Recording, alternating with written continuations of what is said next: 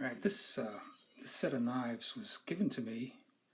It's used, and obviously some of the blades needed sharpening. The chef's knife in particular. So after a little sharpening, this one actually has a little piece broken off the end, but you know, sharpen. It's certainly not all dinged up. It needs sharpening, but that's about it. And well, that's no big deal. So I did a little sharpening, and now it's time to see how sharp it is and how well it works. Some of the good tests are things like tomatoes and things with skins. You can use a piece of paper.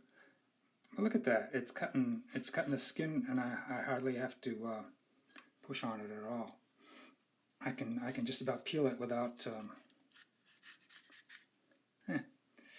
not much work. And now the real test is the tomato, because you know the tomato has a tough skin. Well, maybe not tough, but the insides are soft. So let's see what it does. It cuts right through, almost like a razor sharp, basically.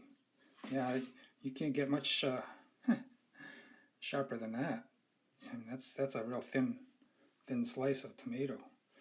Granted, these aren't real soft. They're the cherry kind of tomatoes, but that's a nice blade, nice edge. Now, when I was offered these, I looked at them and I gave them a little evaluation, and the thing that appeals to me is that they're not the cheapest knives that you can get. These are definitely better than the bottom of the line. Some of the indications are that it's fairly thick here, tapering down. That helps with rigidity and balance. It's got a three rivet handle. It's a nicely contoured handle, so that's comfortable. Yeah, some of the cheaper ones they'll have two rivets, or they'll have real thin blades. So I knew these might be worth sharpening a bit. So that's what I did, and now the only thing is to see how long they hold up, the edge blades. But I think that's going to work pretty well. And my cat wants to see what is going on. Why am I talking with knives on the counter? So this set didn't come with the scissors, but I've got so many scissors already. I don't need any more scissors. This is the serrated bread knife. I won't be trying to sharpen that. It's very sharp anyway. So yeah, I'm pretty happy with that, and it comes with a block and everything. And these are actually Cuisinart. I'm not necessarily a Cuisinart fan, but these seem like decent value knives. Now let's compare with the knife I had before, my previous. These are Chicago cutlery, which isn't too bad, but it isn't the sharpest thing, and it hasn't held an edge very well. So look at this. Here I am sawing back and forth. It doesn't, it's too dull. It needs sharpening again. Yeah, so that's just how much pressure is going to take. It's probably all going to squeeze out the tomato, for Pete's sake. He doesn't even want to hold still. Can you see that? Okay, let's do it this way. It's not going. It's not going. It's not going. I'm pushing more. All the tomatoes coming apart. It's coming out. I'm going to have to really push. Okay. All right. Well, I got through it by forcing it through, plowing it through. It's that's not really great. So let's try the apple. Well, it's not so hard on the apple. You just have to push on it. So, but like I said, the tomatoes are the real challenge right there. Yeah, there's the 3 rivets. It's fairly thick. Let's see. Let's compare the two of them. I think the Cuisinart's actually thicker there. I'd have to measure them, but that's pretty close. You know, on these, you can actually. Oh, another thing I was thinking is that the tang, which is this metal, extends all the way down through the handle. That's the best. Some of the cheaper knives will stop like halfway through the handle. Or they'll have really small, skinny handles, which aren't very comfortable. You know, they may cut, but not as nice. Okay. Now here's a knife that's pretty low end. And you can kind of tell it's really thin here. It's plastic handle. It does have 3 rivets, which is good. The plastic actually got put on a burner and it melted, so that's not great. I put this white plastic around it, melted it on to fix it, and it's actually pretty good. I mean, but as fixes go, it's pretty good, but it's not really a very exciting knife, that's for sure. I think that one was free too. And for even further comparison, we have this knife, which is like the bottom tier, like what you can get. It's got the halfway tang, like I was talking about, only goes through halfway through the handle, 2 rivets, and I mean, it's held together for many years, but the handle is so small, it's not the most comfortable thing in the world, and you know, a lot of flex in the blade. I think these held their edges pretty well, but you know, if you don't have a lot of money and you don't want to spend much on knives, it's okay. I think, you know, these actually inherited from my parents, and well, they've gotten a lot of use. You know, the handles haven't loosened up or anything. Just not the nicest knives and most comfortable. And one can actually spend a little less money. I think these are maybe the cheapest style that you can get, with the plastic molded handle that just doesn't have any rivets at all. It's just molded right on to the blade. And you can't even see where the blade ends, but it most likely is about in the middle of the handle. And they're pretty thin. This one's not terrible, but so I mean, they're perfectly serviceable, and that one's pretty reasonable handle size.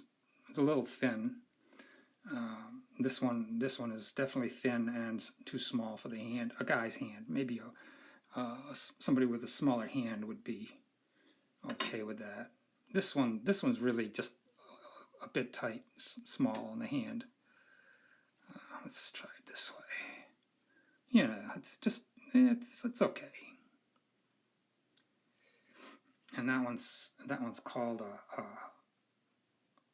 Cook at Home, and this one's called a T-Fal. I don't know what that one might have been. Oh, it is. It says China, stainless China. That's all you get on that. It's probably no brand even. It's probably so cheap they didn't brand it. All right. On this knife, the way this broke, that indicates to me that this blade has fairly high amount of hardness to it. Because a mild steel would bend if this was dropped on the ground, on the floor, which is probably what happened to this one. without breaking. But this one, it bent some, but then it snapped right, the little piece, the tip snapped right off. So that indicates a fairly hard blade. And with the harder blades, you'll get more stiffness, and they'll hold an edge longer. Maybe a little harder to sharpen, but they'll tend to hold an edge longer. So each one has its advantage or disadvantage. You might want a mild blade if you tend to drop your knives a lot or something. Also, these have what's known as a bolster here, which is a wide part, wider than the blade. I'll show it on this one here, it's more obvious. It's this part here, and that's mostly a safety feature to keep your fingers behind where the blade is. It does come with a cost, and that is that this part of the blade is not going to cut anything. And it also kind of interferes with sharpening. It makes sharpening a bit harder, and you can't, like I said, go all the way to the edge. So you have to be mindful of that when you're working with that part of the blade. Whereas this one, it's not a big deal. There's nothing getting in the way of your grinding stone, sharpening, but you can get your fingers very easily, under that part. So no bolster on this one. But this one does have a little different feature in the handle, and that is this bump on the end, which helps you keep the knife from slipping out of your hand. So that's a nice thing to have. This one has a significant bulge in the middle, which pretty much serves a similar purpose as making a good grip on it.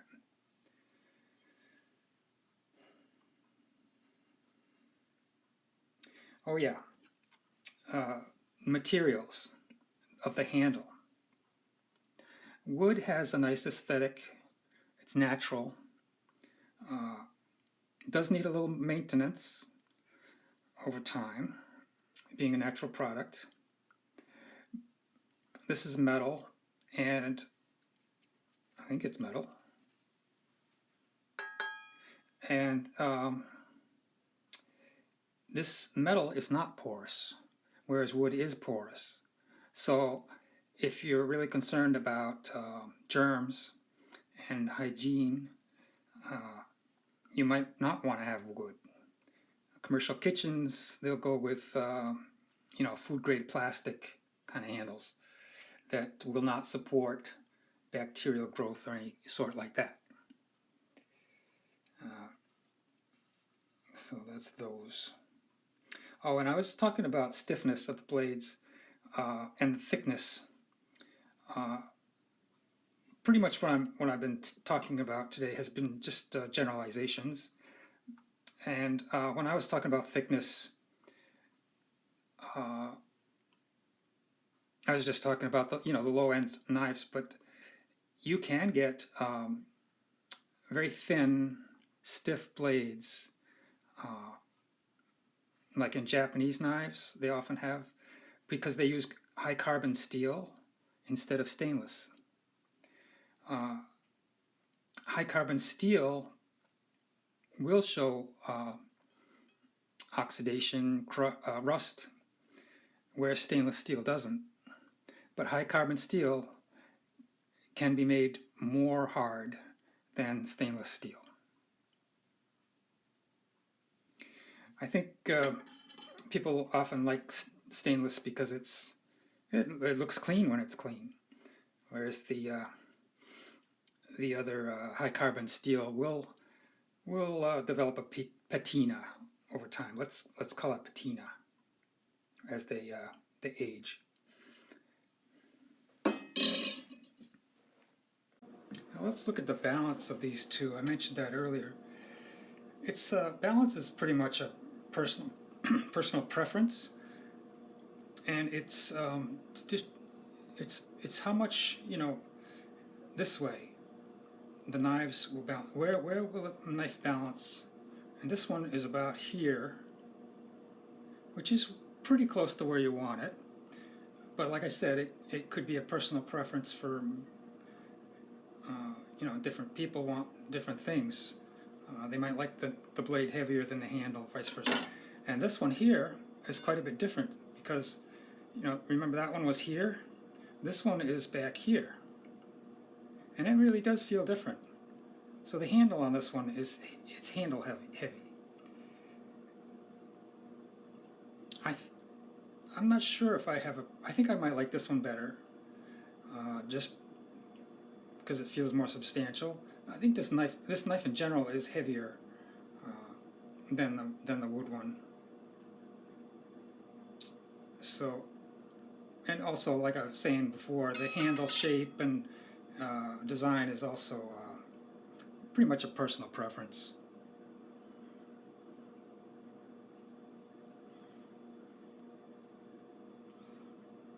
You want to be able to hold the knife for fine work. You'll hold it like this, right at the blade, with your thumb and your forefinger. But for more coarse chopping, you hold it further back.